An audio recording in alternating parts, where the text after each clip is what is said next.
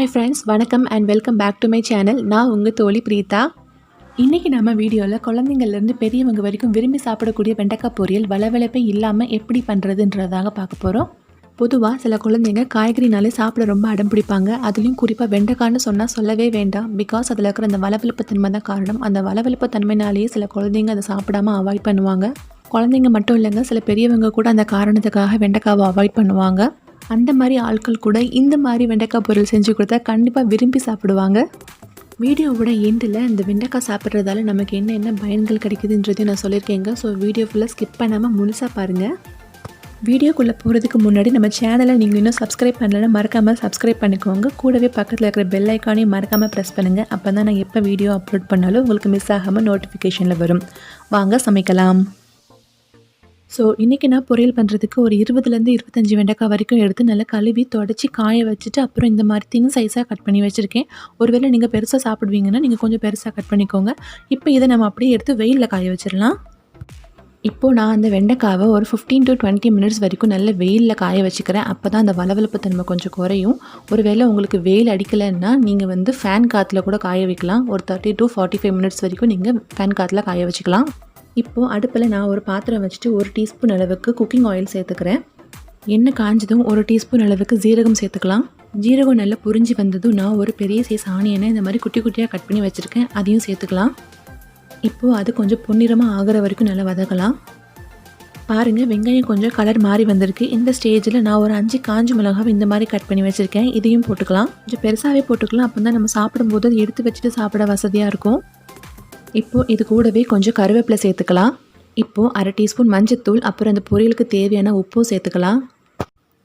இப்போது ஒரு 20 மினிட்ஸ் ஆச்சு. நான் வெண்டைக்காவை வெயிலேருந்து எடுத்துகிட்டு வந்துட்டேன். பாருங்கள், நல்லா ட்ரை ஆகிடுச்சு, என் கையில் ஒட்டவே இல்லை. இப்போ இதையும் நம்ம ஆட் பண்ணிக்கலாம். இப்போது இது கூடவே நான் ஒரு 10 to 15 ட்ராப்ஸ் வரைக்கும் லெமன் ஜூஸ் எடுத்து வச்சுருக்கேன், இதையும் போட்டுக்கலாம். இது வளவளப்பு தன்மை நல்லாவே குறைச்சி கொடுக்கும். ஒருவேளை நீங்கள் லெமன் போடலைன்னா நீங்கள் 1 ஸ்பூன் தயிர் கூட போட்டுக்கலாம்.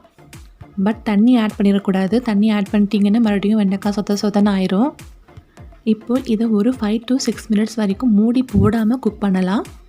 இப்போ ஒரு 5 மினிட்ஸ் ஆச்சு. இப்போ இதை மூடி போட்டு இன்னும் ஒரு 5 to 6 மினிட்ஸ் வரைக்கும் குக் பண்ணிக்கலாம். இடையில ஓப்பன் பண்ணி நல்லா கிளறி விட்டுக்கோங்க, இல்லைன்னா கீழே அடி பிடிச்சிடும். ஓகே, இப்போ ஒரு 5 to 6 மினிட்ஸ் ஆச்சு. இப்போ வெண்டைக்காவை ஓப்பன் பண்ணி பார்க்கலாம். வெண்டைக்காய் நல்லா சூப்பராக குக் ஆகி வந்திருக்குதுங்க. பாருங்கள், கொஞ்சம் கூட வளவளப்பே இல்லாமல் நல்லா உதிரியாக வந்திருக்குது. கீழே அடி பிடிச்சிருக்குன்னு நினைக்காதீங்க. வெண்டைக்காய் பொரியல் பண்ணும்போது எப்போவுமே இந்த மாதிரி தான் ஆகும். அடிக்கடி நீங்கள் வெண்டைக்காய் சமைக்கிறீங்கன்னா உங்களுக்கு தெரிஞ்சிருக்கும், பட் தெரியாதவங்களுக்கு சொல்லிக்கிறேன். எப்போவுமே பொரியல் பண்ணுற காய்கறிகளை நம்ம ஃபுல் குக் பண்ணாமல் கொஞ்சம் மீடியம் குக் பண்ணி சாப்பிட்டா அதோட பெனிஃபிட்ஸ் நமக்கு இன்னும் நல்லாவே கிடைக்கும்.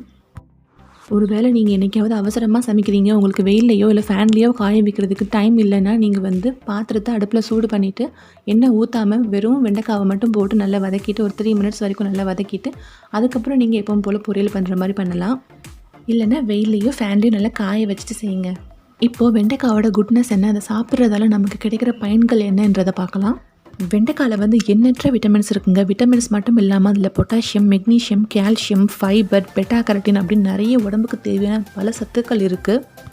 அது நம்ம கண் பார்வையையும் மூளை வளர்ச்சியையும் நல்லாவே இம்ப்ரூவ் பண்ணி கொடுக்கும். அது மட்டும் இல்லாமல் அதில் இருக்கிற ஆன்டி ஆக்சிடென்ட்ஸும் ஆன்டி இன்ஃப்ளமேட்டரி ப்ராப்பர்ட்டியும் நம்ம ஹேருக்கும் ஸ்கின்னுக்கும் கூட ரொம்பவே நல்லது. ப்ரெக்னெண்ட்டாக இருக்கிற பெண்கள் கண்டிப்பாக அடிக்கடி வெண்டைக்காவை அவங்க உணவில் சேர்த்துக்கணும். அது கருவில் இருக்கிறவங்க குழந்தையோட வளர்ச்சிக்கு மட்டும் இல்லாமல் ஆரோக்கியமான பிரசவத்துக்கும் உதவும். அது மட்டும் இல்லாமல் அதில் இருக்கிற அமினோ ஆசிட்ஸ் நமக்கு ஹார்ட் ப்ராப்ளம்ஸும் கான்ஸ்டிபேஷனும் வராமல் தடுக்கும். நமக்கு சுகர் வராமல் தடுக்கும். அது மட்டும் இல்லாமல் நம்ம சுகர் லெவலை எப்போவுமே கண்ட்ரோலாக வச்சுருக்கும். ஒருவேளை நீங்கள் சுகர் பேஷண்ட்டாக இருந்தீங்கன்னா உங்கள் சுகர் லெவலையும் இது ஸ்டெபிளைஸாக வச்சுருக்கும். பெண்களுக்கு ரத்த சோகை ப்ராப்ளம் வராமல் தடுக்கும். வெயிட் லாஸ் பண்ணணும்னு நினைக்கிறவங்களும் அடிக்கடி வெண்டைக்காய் சாப்பிட்றதால அவங்களுக்கு நல்ல பயன் கிடைக்கும். பொதுவாக வெண்டைக்காய் சாப்பிட்றதால நமக்கு ஞாபக சக்தி நல்லாவே இருக்கும்னு சொல்லுவாங்க. நாங்கள் ஸ்கூல் காலேஜ் படிக்கும் போதில் எங்கள் அம்மா எங்களுக்கு அடிக்கடி வெண்டைக்காய் சமைச்சு தருவாங்க. குறிப்பாக எக்ஸாம் டைமில் கண்டிப்பாக சமைச்சு தருவாங்க. அப்போ தான் படித்ததெல்லாம் ஞாபகம் இருக்கும்னு. வெண்டைக்காய் சாப்பிட்டா மேக்ஸ் நல்லா வரும் அப்படிலாம் சொல்லி கூட ஊட்டியிருக்காங்க. இவ்வளோ சத்து இருக்கிற வெண்டைக்காவை யாராவது சாப்பிடாமல் இருக்கலாமா? அப்படி நீங்கள் சாப்பிடலைன்னா கண்டிப்பாக இந்த மாதிரி ட்ரை பண்ணி சாப்பிட்டு பாருங்கள். நீங்கள் கண்டிப்பாக விரும்பி சாப்பிடுவீங்க. என்னோட 1.5 வயசு குழந்தையே இந்த மாதிரி செஞ்சு கொடுத்தா நல்லா விரும்பி சாப்பிடுவா. எங்கள் வீட்டில் கூட ஒருத்தவங்க இந்த மாதிரி வளவளப்பாக இருக்கிறதுனால வெண்டைக்காவை சாப்பிடாமே இருந்தாங்க. பட் நான் இந்த மாதிரி செஞ்சு கொடுத்தோன்னா அவங்க ரொம்ப விரும்பி சாப்பிட்டாங்க. ஓகே. இப்போ நம்ம வெண்டைக்காய் பொரியல் ரெடி ஆயிடுச்சு. ரொம்ப சூப்பரா வந்திருக்கு. உங்க வீட்லயும் நீங்க ட்ரை பண்ணி பார்த்துட்டு எப்படி இருந்துச்சுன்னு உங்க ஃபீட்பேக்க எனக்கு கமெண்ட் பாக்ஸ்ல சொல்லுங்க. இந்த வீடியோ உங்களுக்கு பிடிச்சிருந்தா லைக் பண்ணுங்க, கமெண்ட் பண்ணுங்க, ஷேர் பண்ணுங்க. நெக்ஸ்ட் டைம் இதோட சூப்பரான வீடியோவோட உங்கள மீட் பண்றேங்க. பாய்.